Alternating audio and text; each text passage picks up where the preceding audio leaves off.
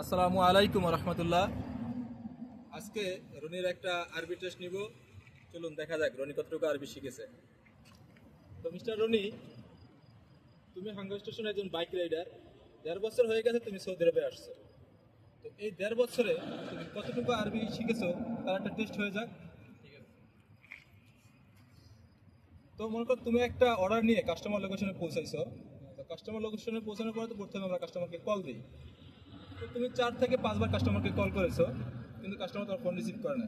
কিছুক্ষণ পর কাস্টমার যখন তোমার কাছে আসছে, এখন তুমি কাস্টমারকে বলবা যে আমি 10 মিনিট ধরে এখানে অপেক্ষা করতেছি, আপনাকে 4 থেকে 5 বার কল করেছি কিন্তু আপনি ফোন রিসিভ করেন নাই। তো এই কথাটা তুমি আরবিতে কিভাবে বলবে, বলো তো শুনি। আমি মনে করেন গেলাম ওই জায়গায়, ঠিক আছে, কাস্টমার খাবার নিতে আইছে কিন্তু ফোন রিসিভ করে না। আমি বললাম যে আনা বাররা ইনতা যারা সারা দেইগা আনা খামসা মাররা কল ইনতা বাদ ইনতা নো রিসিভ লেশ। আচ্ছা, তো গাইস, রনি যে আরবিতে কথাটা বলছে আসলে এই কথাটা কতটুকু সঠিক হয়েছে আপনারা জানাবেন। আল্লাহ হাফেজ।